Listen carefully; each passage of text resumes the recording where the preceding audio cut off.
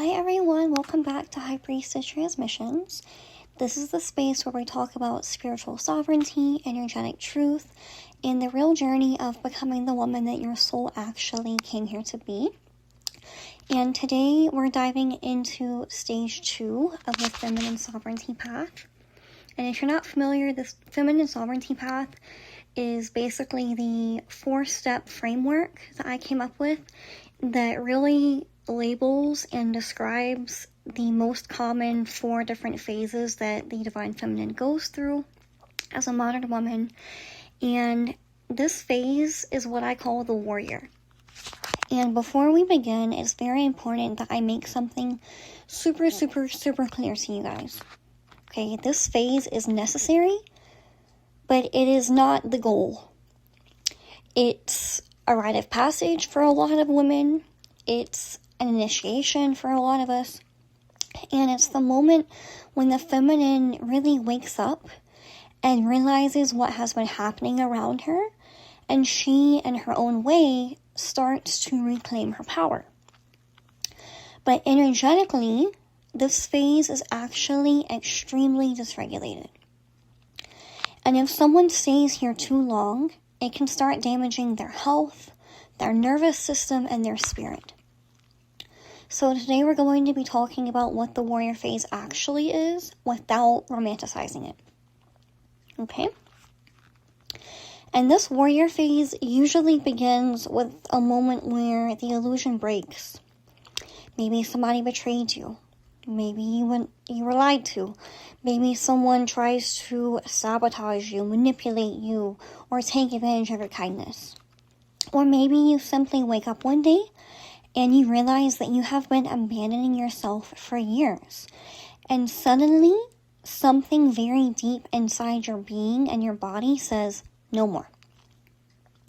And this is the moment where the nervous system stops freezing, which was the nervous system response in phase 1 of the divine feminine sovereignty path, which is called the disconnected feminine. A lot of disconnected feminines are very much in the freeze response. And when she enters the warrior phase, she stops freezing and actually starts mobilizing and taking charge and taking initiative. And she stops asking, why does this keep happening to me? And instead, she starts to ask, why have I been allowing this? And that question alone ignites the warrior, because she's stepping up, she's taking responsibility for the trajectory of her dreams and her life, and she's not going to lay down and take it anymore and just drown in it. She's actually rising to the occasion. And from a chakra perspective, the warrior phase is extremely imbalanced a lot of the time. The lower fire centers begin activating aggressively. Specifically, the root chakra and the solar plexus chakra both become very much overactive. And this creates an energetic environment of too much earth, aka the root chakra, and too much fire, which is the overactive solar plexus. It's too much survival energy, too much fighting, too much confrontation, too much control, and too much defensive power. And at the same time, the upper centers that regulate balance become underactive. So there's often very little air, which represents perspective, communication, and clarity, and very little water, which represents emotional flow, compassion, and softness. So the system becomes dominated by fight energy. And while that energy in the beginning can really help someone be empowered and really step up and reclaim their boundaries, it is not sustainable long term. And it's very important that my ladies, my divine feminines that are listening to this, pay attention, because we are in the year of the fire horse. And this energy, if it's not managed and balanced very well, can definitely lead to burnout. And so when you're in this warrior phase, it's very easy to fall into burnout, but especially this year specifically, it's extra fire energy. So you need to be more mindful. Okay? And when someone is in this phase, their internal world can feel extremely volatile and intense. You might feel rage that has been buried and oppressed for years, a sudden intolerance for disrespect, hypervigilance, and hyper-awareness of manipulation, extreme defensiveness, a strong urge to cut people off, or you just want to confront everybody, girl. You're just ready to fight 25 hours a day. And things that you used to tolerate suddenly feel absolutely unacceptable and intolerable. You start seeing patterns everywhere, like toxic dynamics, energetic and spiritual attacks or manipulation, jealousy and envy, and spiritual and energetic interference. And once your awareness opens, it's very difficult to go back to the way that things were before. It's like those blinders and those rose-colored glasses were ripped off. And this is why the warrior phase often feels like waking up inside a completely different perspective and reality. And I want to touch on something that's very important that doesn't get talked about enough. Okay, remaining in warrior energy for too long can actually create serious imbalances and health issues as a result. Because the nervous system is constantly operating in fight mode. The body begins producing excessive stress hormones. So inflammation increases, the digestive system can become compromised, acid reflux, adrenal fatigue, chronic tension and pain, insomnia, hormonal imbalances. These are all things that can show up when someone stays in constant root and solar plexus activation. And too much fire or earth in the system eventually burns the body out. And this is why the warrior phase must eventually evolve into something more balanced. Okay? And also, the warrior phase also has a lot of psychological shadows.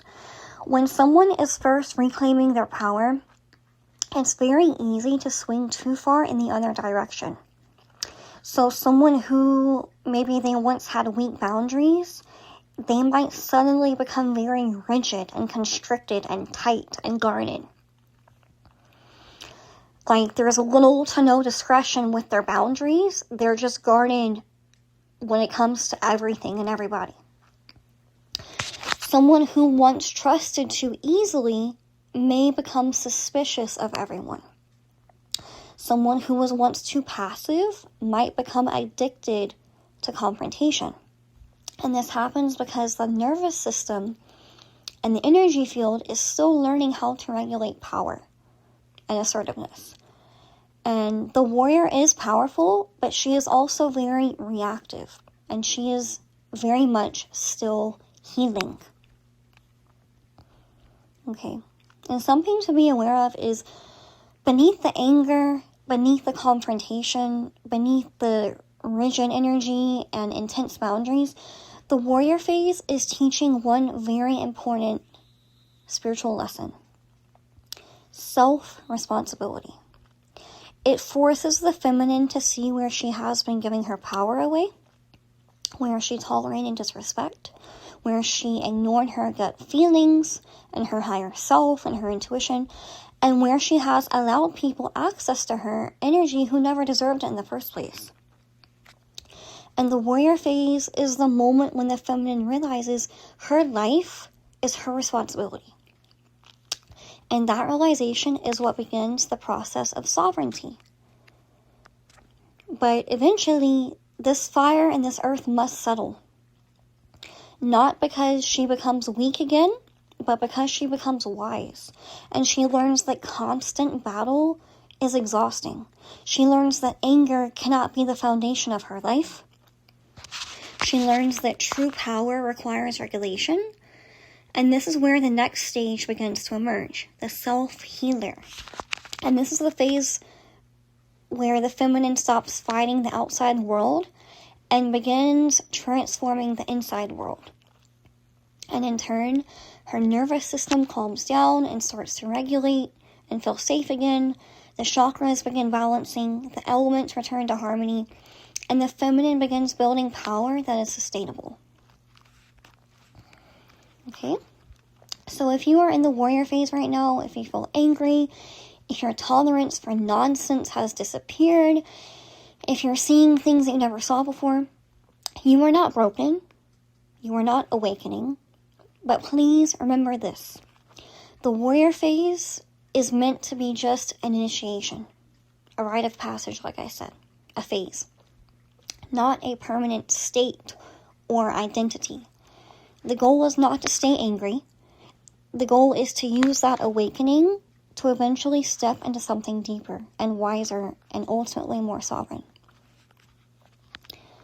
And if this episode resonated with you, which I have a feeling that this will resonate with a lot of women because a lot of us, we've either gone through this phase or we might be in it right now. But if this resonates, share it with someone who may be moving through their own awakening so that they don't feel alone.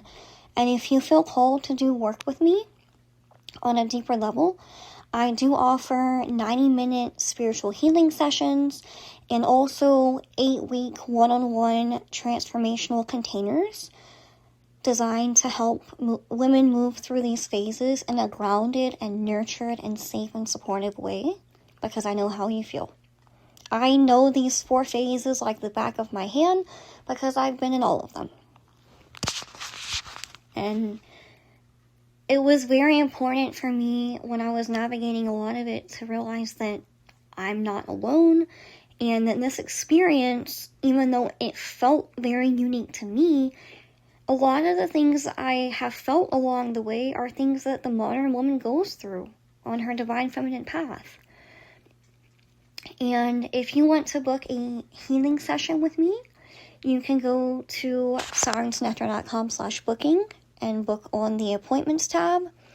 Or if you would like to explore my deeper work, my 8-week one-on-one healing container, it's called Soul Reclamation, you can go to sirensnectar.com/healing and get more information.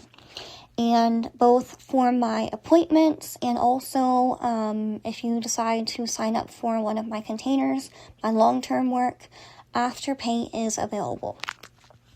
Okay? So just go to sirensnectar.com and I will talk to y'all soon. Thank you. Bye.